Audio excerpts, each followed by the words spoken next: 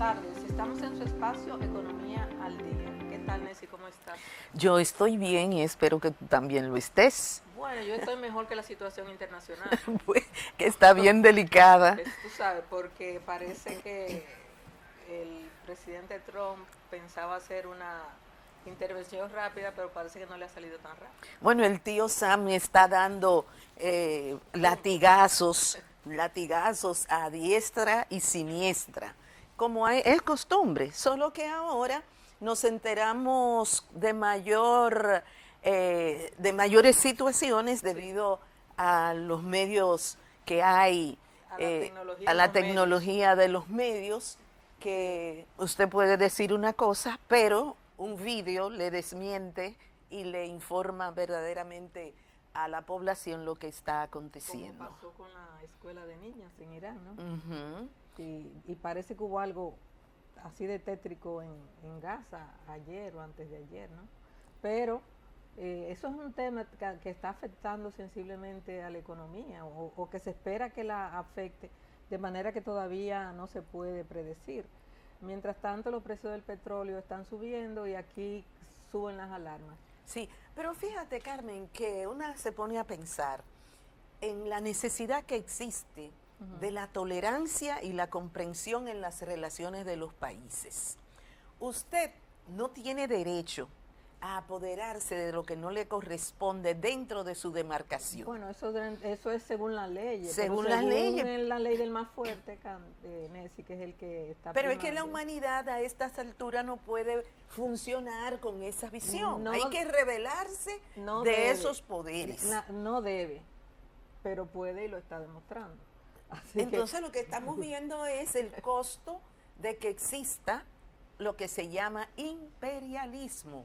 Esa ya es una condición político-social que tiene que cambiar y yo confío en que la humanidad le pondrá el punto a esa situación porque nos perjudica a todos los de abajo y beneficia a todos los de arriba. Bueno, ese es un tema, Cándida, que vamos a explorar. Nessie, Ay, ¿de qué? La fuerza de la Cándida costumbre. está de licencia médica todavía, sí, la fuerza de la costumbre. Además yo tengo la manía de cambiarle los nombres a la gente, pero el tema lo vamos a analizar con el invitado que tenemos hoy, que es un economista de mucha experiencia y de fuste, ¿no?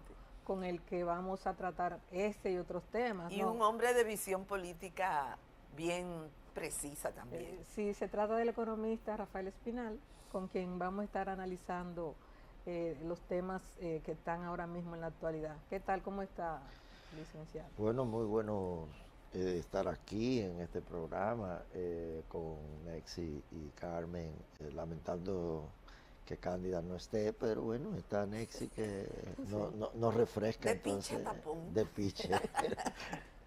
Así que un placer estar aquí para analizar este y otros temas que ustedes entiendan pertinentes. ¿Cómo ve usted que puede perjudicar a la economía, tanto a nivel internacional y aterrizando a nivel local, este conflicto ahora mismo en Irán?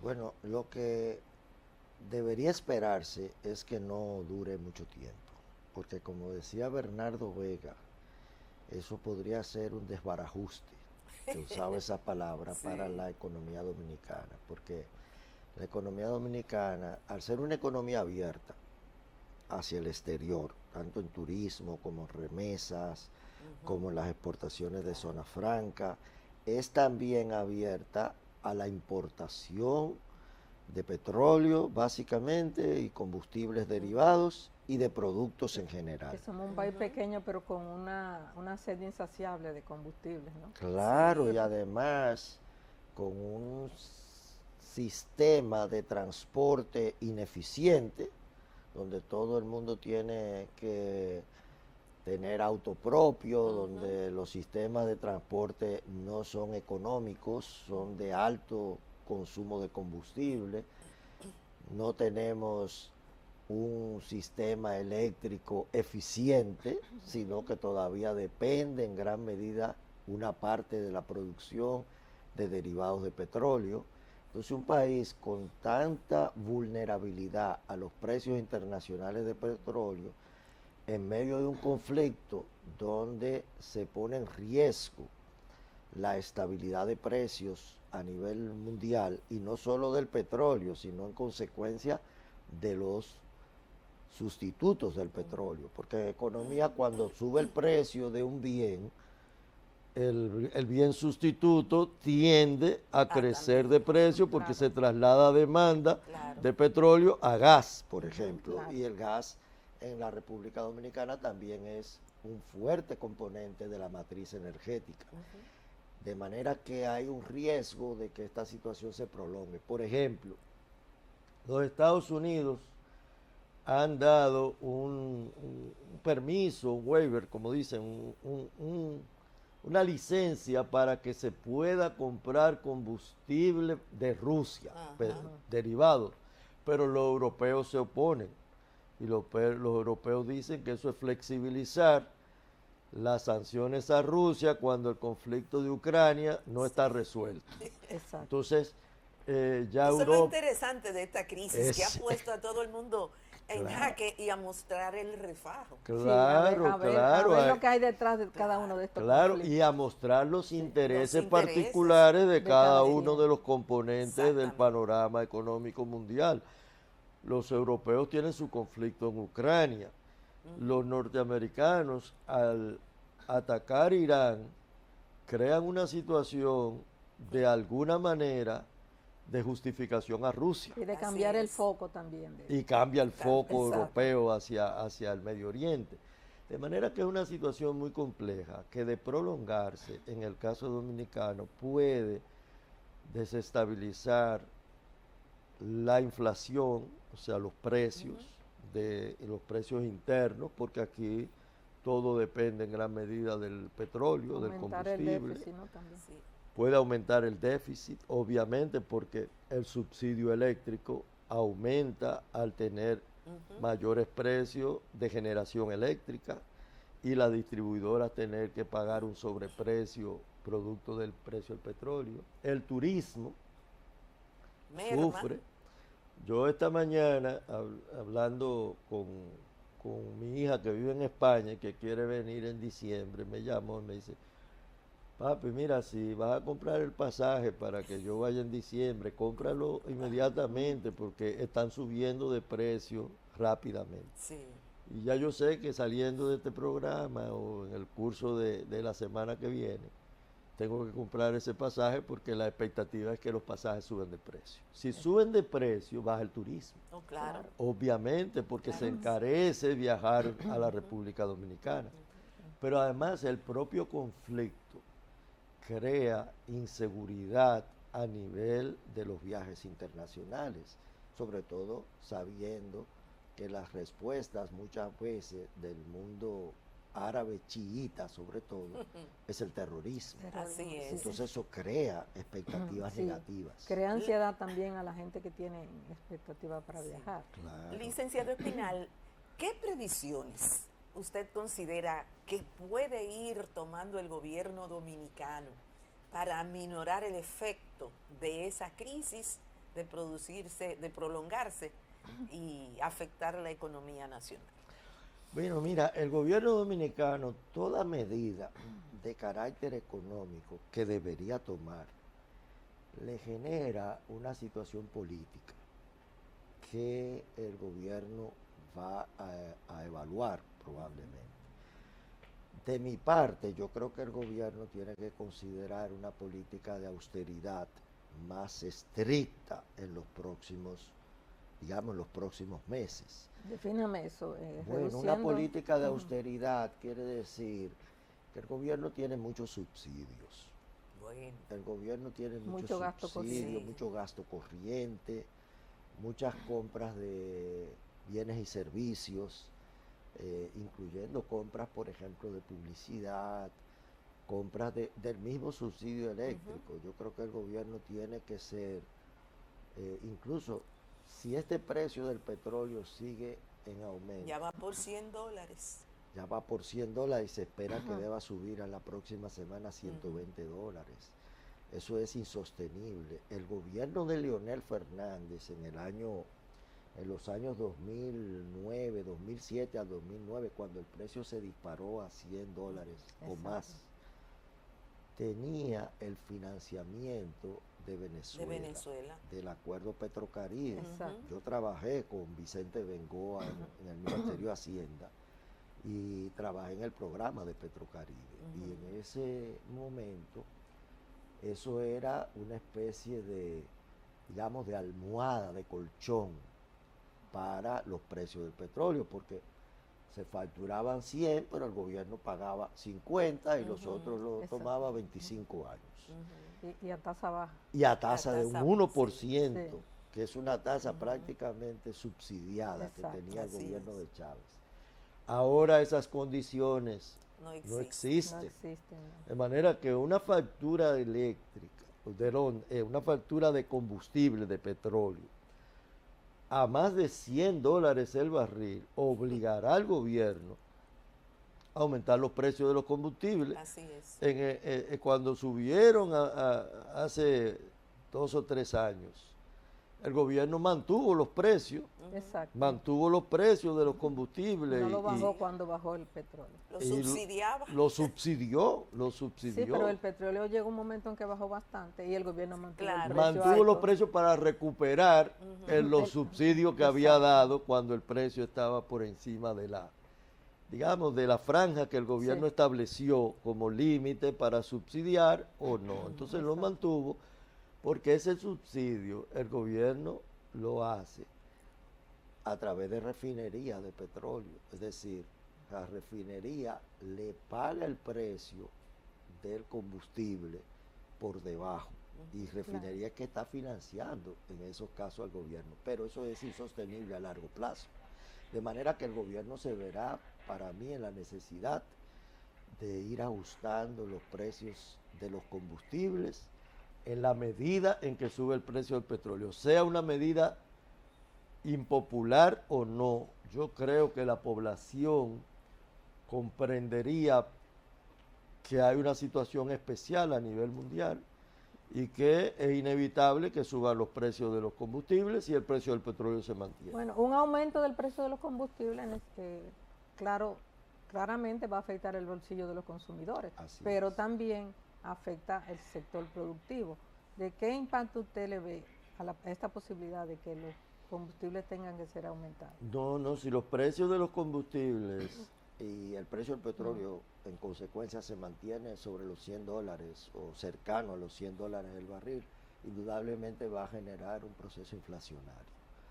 Ese proceso inflacionario, la única medida ya no es del gobierno, sino del Banco Central, tendría que ser aumentar las tasas de interés. ¿Por qué aumentar las tasas de interés? Para que haya más ahorro y menos consumo.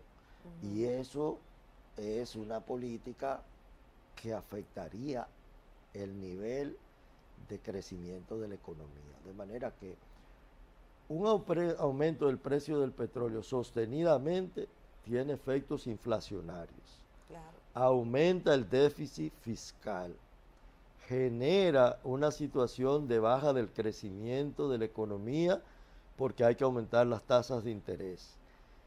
Desestabiliza la política de cambio, la tasa de cambio, la política monetaria, porque a mayor precio del petróleo, mayor requerimiento de dólares. Claro. Y obviamente eso eleva la tasa de cambio. O sea que el panorama de mantenerse esta situación para la República Dominicana es un panorama difícil y delicado, por lo cual esperamos que esto sea una cosa de corto plazo. ¿Y qué impacto pudiera tener esa situación en términos de la vida de la familia y su presupuesto? Sí. Pero la respuesta, luego de que retornemos de la pausa. Con su permiso, amigos. Si de algo saben las abejas, es de flores.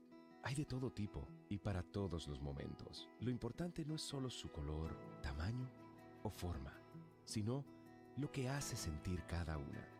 Y para esos sentimientos trabajan. Igual que el Banco Central, que trabaja para hacer florecer la economía y que sientas estabilidad. Para ese sentimiento de crecimiento y desarrollo. Para que la primavera llegue a todos los sectores y los planes de muchos den grandes frutos. Banco Central de la República Dominicana. trabajando por una estabilidad que se siente. A veces dejamos la luz encendida, el televisor prendido, el refrigerador abierto más de la cuenta o la computadora funcionando sin uso. Son pequeños descuidos que se convierten en un gasto grande para tu bolsillo y para el planeta. Pero tú puedes cambiar eso. Apaga lo que no usas, ahorra energía y cuida lo que nos da vida. Apaga, ahorra y cuida el planeta.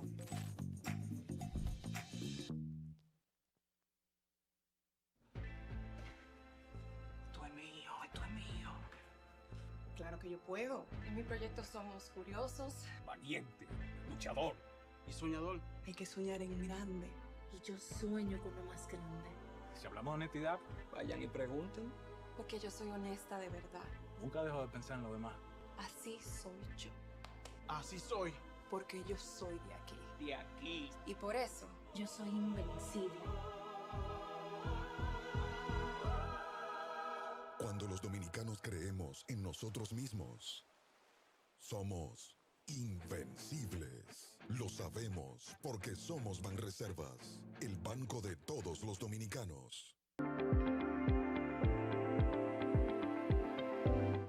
Retornamos con nuestro entrevistado. Le habíamos dejado una pregunta en el aire.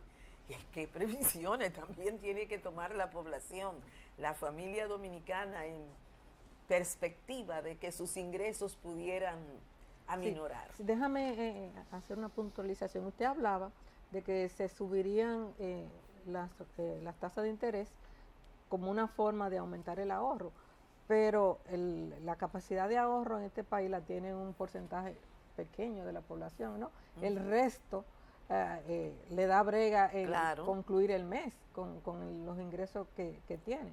Entonces, ¿hasta dónde realmente eso podría ayudar lo de la tasa de interés? Y si la población va a tener que ver la manera de cómo rendir los chelitos y el arroz. Sí, mira, déjame ver cómo yo enlazo las dos situaciones. Exacto.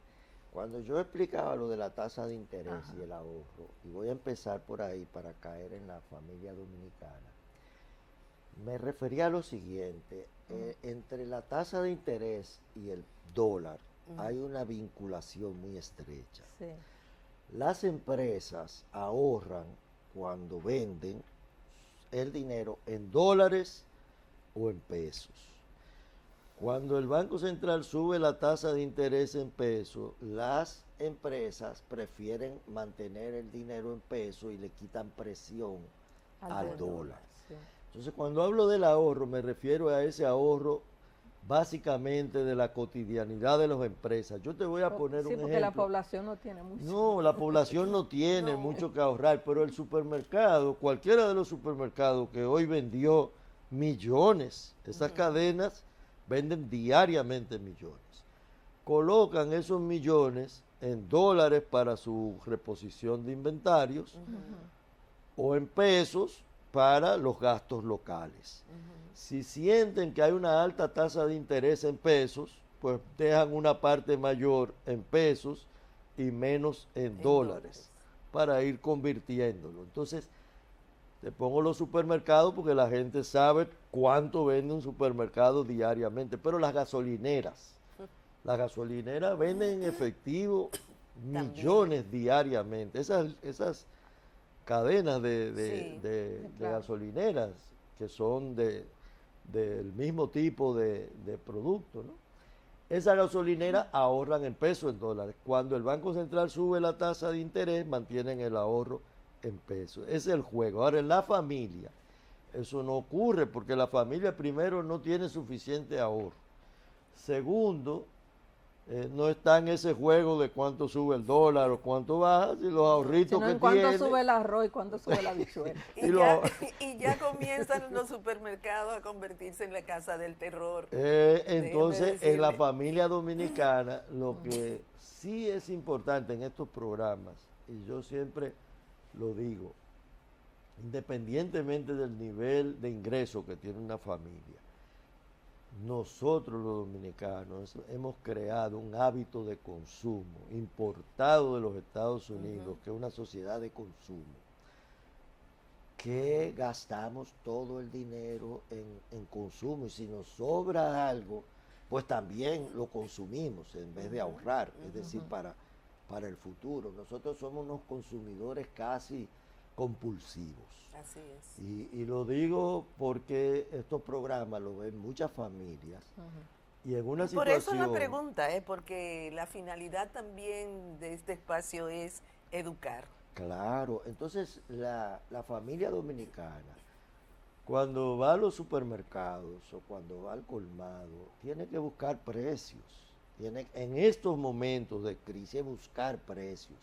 ¿Qué quiere decir? Que si usted va a consumir en el colmado, que obviamente es más caro, ¿por qué es más caro el colmado? Porque el colmadero tiene menos inventario, menos juego económico. Entonces, no es porque el dueño del colmado sea mala persona, es que para él el costo de ese producto, de una salsa de tomate, es más alto que para el supermercado que compra volúmenes altos.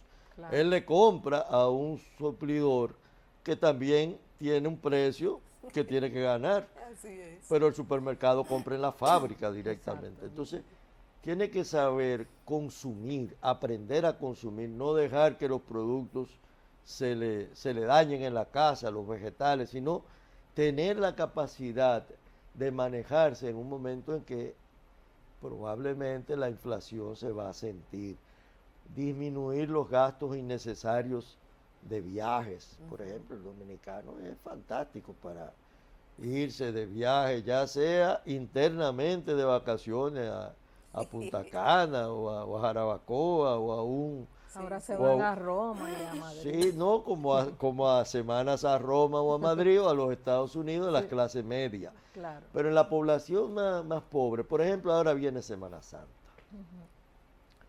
Con esos precios de combustible que van a haber aquí en los próximos días, el gobierno va a tener que aumentar los precios de los combustibles. Si se mete el petróleo a más de $100 el barril, el gobierno va a tener que aumentar el precio de la gasolina. Es muy difícil que no suban, tomando en cuenta que Irán ha dicho que va a hacer todo lo posible por mantener cerrado el estrecho de Hormuz, por donde pasa la tercera parte del petróleo que se comercializa a nivel internacional, ¿no?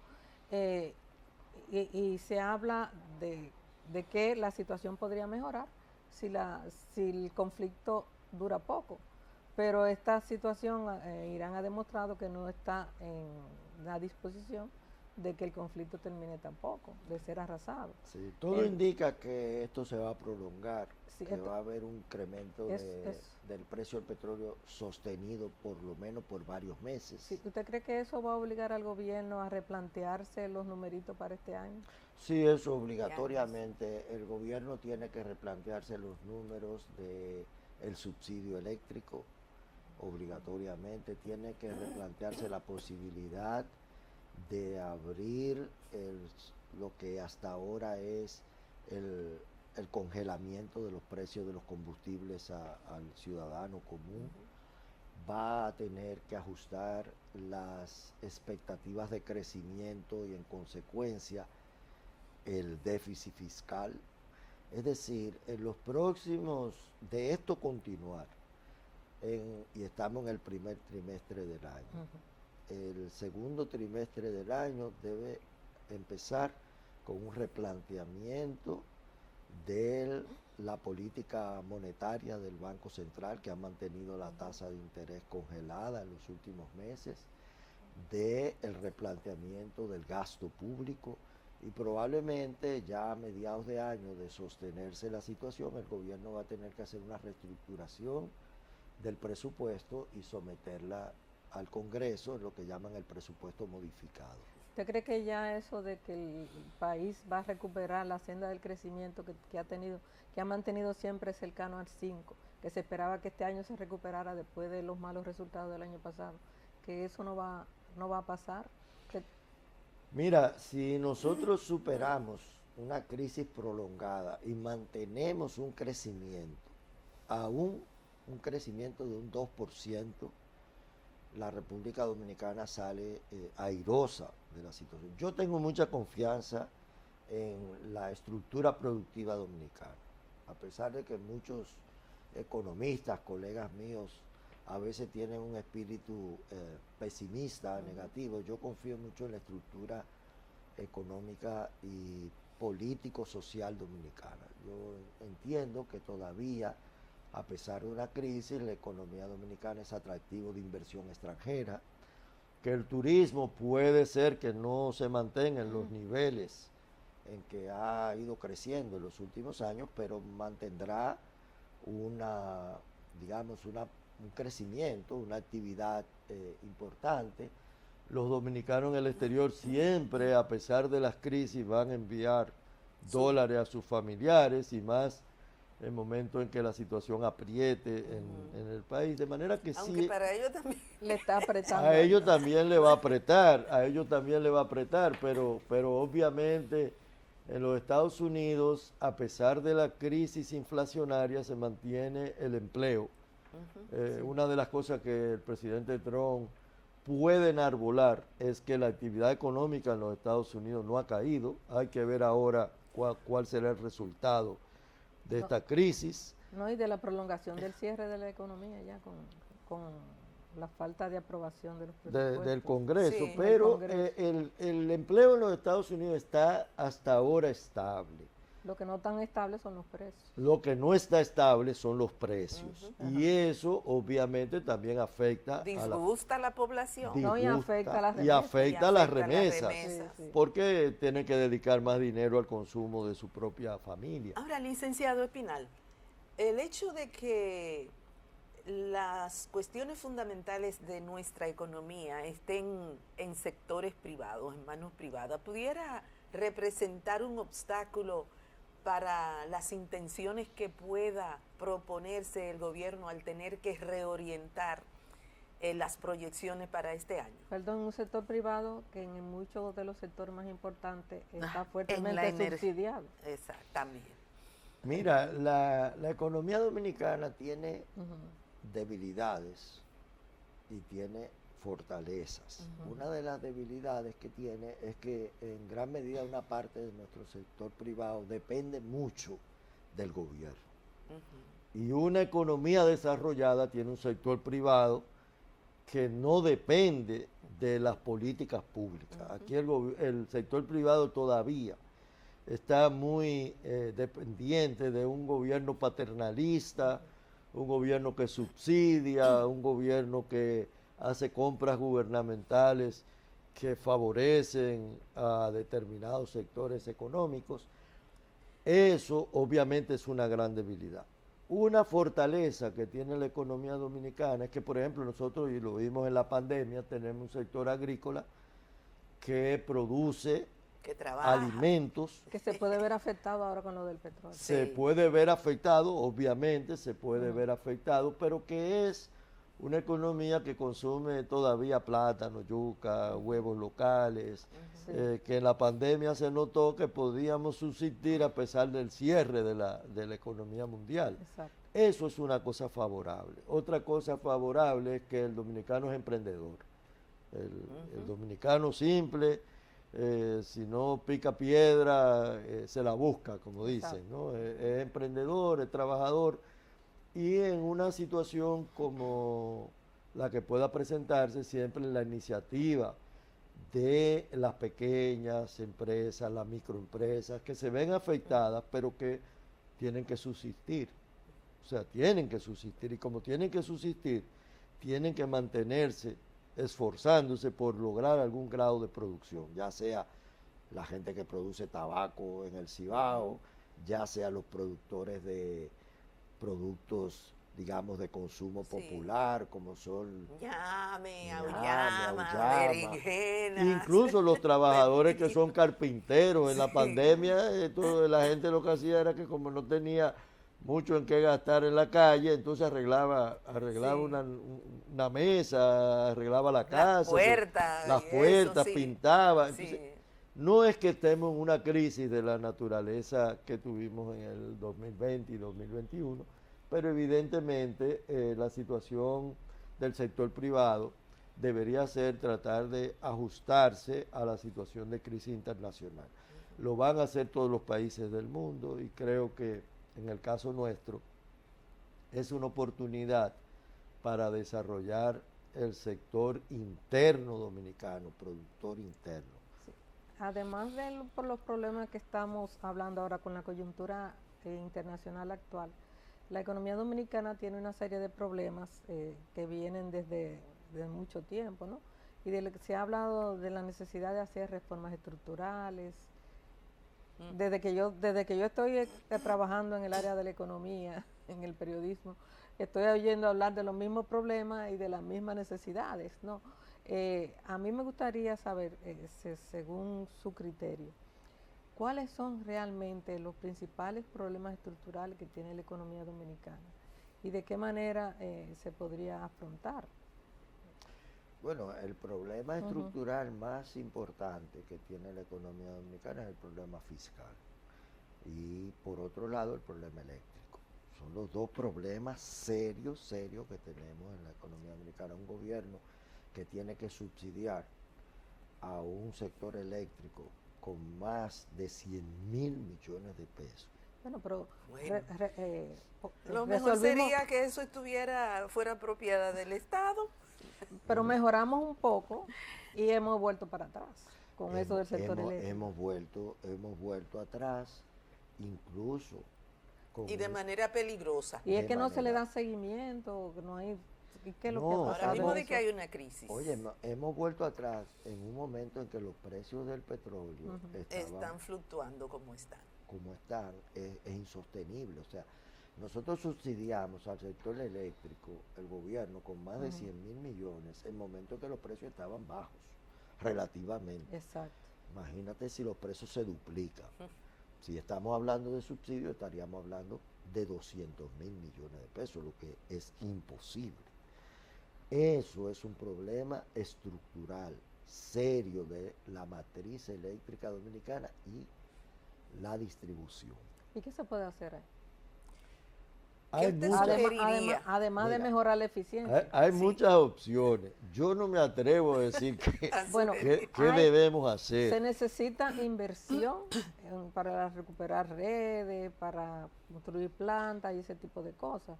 Pero el gobierno no tiene dinero y mantiene una política de endeudamiento que, contrario a lo que ocurría antes, porque en el país ha habido una política de endeudamiento desde hace un tiempo para acá. Pero antes se tomaban los financiamientos con la idea de que se iba a invertir en algo, ¿no? Que es lo que hace todo el mundo. Usted coge un préstamo para comprar una casa o algo que le va, pero ahora se dice que se está tomando préstamos para gasto corriente.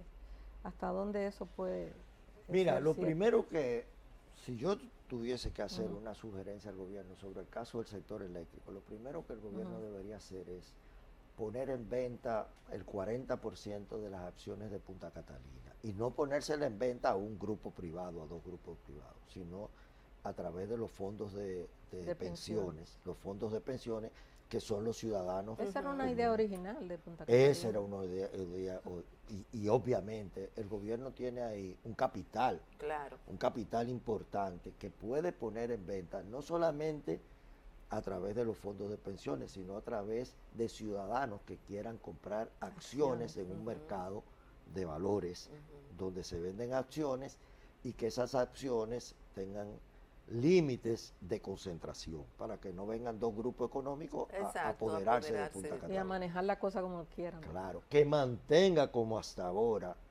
la administración de Punta Catalina con la presencia en un consejo de esos fondos de pensiones y un consejo de administración donde hay una representación de los accionistas privados. Con esos fondos de la venta de parte de las acciones de Punta Catalina, el gobierno debe invertir en el sistema de distribución, porque las redes eléctricas se estima que deben haber necesidades cercanas a los 3.000 millones de dólares. Se avanzó algo durante el periodo de Bichara, pero parece que se paró el programa. No, es que es un sistema de distribución. Bueno, además hay que mantenerlo siempre. Solamente pararse frente a un poste de luz en Ve- cualquier esquina de la capital, ve te la dice tela- a ti, La tela de araña. Que la hay ahí. tela de araña que es el sector de distribución, las pérdidas que hay en la transmisión eléctrica son enormes. Pero las pequeñas unidades de transformadores que tiene las distribuidoras son obsoletas. Cada rato ustedes sienten un apagón por razones de fallo. Y es porque hay un cortocircuito. Estos dos últimos cortocircuitos generales es el resultado de esas redes, de esas necesidades de inversión que tiene, porque cada vez se van poniendo más viejas. Sí, porque no hay mayor problema en la de transmisión, el problema son las de distribución. Las de distribución, pero las de distribución cuando tienen un fallo se encadenan y generan un problema de transmisión. Exacto. Entonces, esta inversión... Bueno, en muchos sectores en los últimos meses los vecinos están al garete con esos apagones que se producen, que dicen que es por sobrecarga de las redes. Pero la sobrecarga es producto de la ineficiencia de los centros de distribución que hay en diferentes zonas del país y de la capital, de barrios de la capital. Entonces, hay que hacer una inversión. ¿De dónde sacará el gobierno el dinero para enfrentar ese problema estructural? Para mí, de la venta de parte de las acciones o del capital de Punta Catalina. Igualmente, el gobierno tiene otros activos el gobierno todavía tiene activos que puede poner en venta a través del mercado de valores. Aquí en el 97 no había un mercado de valores ni unos fondos de inversión. Había un programa de mejora de las redes de distribución a través del Banco Mundial, del Banco Europeo de Cooperación, no recuerdo bien el nombre, y de un banco coreano, o del gobierno coreano, ¿no? Que estaban financiando con esos préstamos blandos que le dan al programa y le estaban dando, y creo que también el Banco Interamericano, y le estaban dando bastante seguimiento. Pero parece que esos programas se han detenido, no sé qué es lo que está pasando. No, esos programas existen, lo que pasa es que es insuficiente. Cuando tú hablas de un préstamo del Banco Mundial, no, se necesita el préstamo del la Banco contraparte. Mundial, un préstamo de 60 millones, tiene una contraparte local. Igualmente pasa con los préstamos europeos o los préstamos del Banco Interamericano de Desarrollo. Son préstamos que para la magnitud del problema son insuficientes. Por eso pienso que el gobierno tiene la oportunidad de hacer esas inversiones a través de su propio capital, poniendo en venta acciones y haciendo esa inversión en el sector de distribución. Otra posibilidad que tiene el gobierno, que se ha planteado, yo no la comparto en este momento, es vender las distribuidoras. Pero ¿quién va a comprar un problema? Y la experiencia fue muy mala. Y la experiencia fue muy mala. Y eso implica que unas distribuidoras que ya son ineficientes, la única manera es que aumenten los precios de la venta del servicio a unos precios insostenibles porque si tú tienes un negocio que está perdiendo y lo compras, la única manera de tú recuperarte es vendiendo más caro.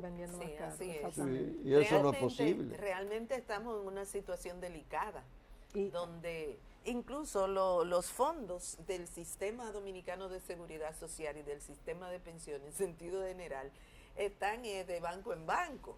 Allá van, ahora lo tiene aquí. Sucediéndose derechos que le competiría realmente a los afiliados, a la población que necesitaría aumentar sus aportes para cuando le permita, el crecimiento también. Y eso limita el crecimiento. Sí. Y realmente hay que plantearse cosas muy serias en este país, donde el Estado y los funcionarios del gobierno asuman la responsabilidad de trabajar para la colectividad y no para grupos determinados. Sí. Pero tenemos que irnos a una pausa, Carmen, según veo. Pausamos. Si de algo saben las abejas, es de flores. Hay de todo tipo y para todos los momentos. Lo importante no es solo su color, tamaño o forma, sino lo que hace sentir cada una. Y para esos sentimientos trabajan, igual que el Banco Central, que trabaja para hacer florecer la economía y que sientas estabilidad. Para ese sentimiento de crecimiento y desarrollo, para que la primavera llegue a todos los sectores y los planes de muchos den grandes frutos. Banco Central de la República Dominicana, trabajando por una estabilidad que se siente. A veces dejamos la luz encendida, el televisor prendido, el refrigerador abierto más de la cuenta o la computadora funcionando sin uso. Son pequeños descuidos que se convierten en un gasto grande para tu bolsillo y para el planeta. Pero tú puedes cambiar eso. Apaga lo que no usas, ahorra energía y cuida lo que nos da vida. Apaga, ahorra y cuida el planeta.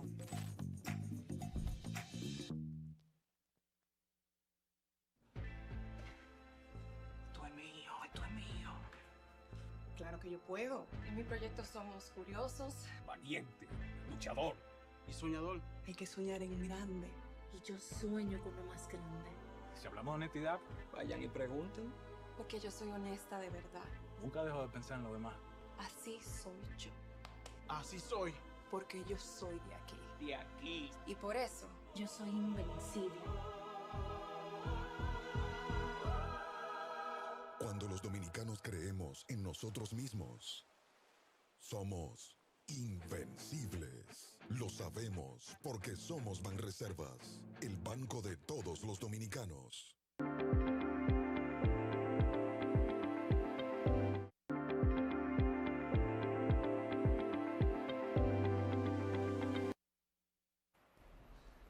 Seguimos con Economía al Día. Tenemos con nosotros al economista Rafael Espinal, que en el segmento anterior tratamos sobre los grandes problemas estructurales de la economía dominicana y planteó el problema del sector eléctrico. Ahora nos toca analizar el otro problema, que es el del sistema fiscal, ¿no? Entonces nos gustaría que nos ampliara con relación a ese tema. Mira, en 2010... el antropólogo, economista, filósofo francés Jacques Attali dirigió una comisión en la que había varios dominicanos participando. Entre ellos estaba don Pepín Corripio, que participó en la comisión, estaba Abreu, el dirigente sindical, Pepe Abreu. Estaban varios dominicanos, pero había un número importante de franceses y europeos que trabajaron ese informe. En ese informe ya se hablaba de la necesidad de una reestructuración fiscal de la República Dominicana, del problema eléctrico, de la debilidad institucional y la corrupción, y presentaba el panorama que en ese momento sirvió para la Estrategia Nacional de Desarrollo, que se elaboró a partir de ese informe y de un informe de la Universidad de Harvard, que era más propositivo que crítico. El informe francés o el informe de la comisión fue muy crítico, pero mostró una realidad de la sociedad dominicana que prevalece hoy día. Y que ofendió a mucha gente. Ofendió a mucha gente. Sí, yo pero creo... porque los dominicanos nos ofendemos cuando nos dicen la verdad pero no, en la cara. No, Sí. no Eso todo me molesta de nosotros. fue algunos sectores, ¿no?, que ofendió. Claro, pero una de las cosas que se planteaba era la debilidad institucional. Claro. Y la debilidad institucional resultante de que las instituciones son dirigidas por los propios dominicanos Y por políticos. que actúan en función de intereses particulares y no de los intereses generales. Y los intereses generales muchas veces a corto plazo no satisfacen las necesidades de la mayoría. O sea, Claro. cuando tú trabajas para el futuro en tu casa, tú tienes que sacrificarte. Si tú quieres que tus hijos vayan a la universidad, tú tienes que ahorrar Claro. ahora para cuando crezcan tú tener los recursos. Eso hacen las sociedades desarrolladas. Sí. Un europeo, un norteamericano, el dominicano, como Donde el decía, tráfico de influencia, el tráfico de donde influencia. vivir sin usted plantearse los retos de la vida también es muy común. Claro, los donde programas desde el son- momento en que usted es funcionario quiere cambiar la vestimenta y el Y vehículo, los programas son a largo plazo, no de cada 4 años. no son de cada 4 años. Entonces, por ejemplo, aquí no se hace una reestructuración fiscal, porque todos los gobiernos, desde que hay un sistema democrático, excepto en el año 90 y 91 y 92, En el 92, básicamente. cuando una crisis obligó al doctor Balaguer a hacer la reforma del Código Tributario, la reforma arancelaria y la reforma del Código de Trabajo.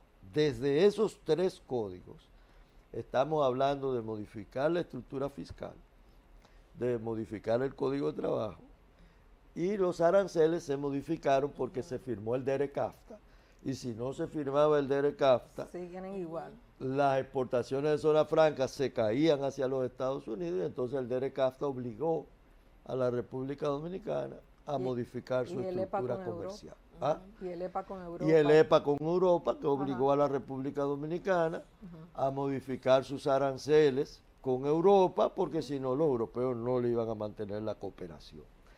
O sea que son factores externos. Fíjense, la ley de presupuesto, la ley de contabilidad gubernamental, la ley de la Dirección General de Crédito Público, todas las leyes financieras dominicanas son resultado del DERECAFTA y del Fondo Monetario Internacional por los acuerdos del 2004 y 2005.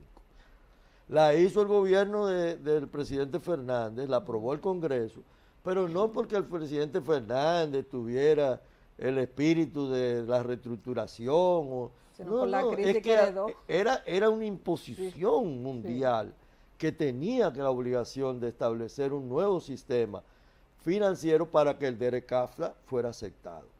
Entonces se reestructuró todo el aparato financiero del gobierno. ¿Qué ocurre? Que desde que se hizo la estrategia en el 2012 no ha habido necesidad de acuerdo con el Fondo Monetario.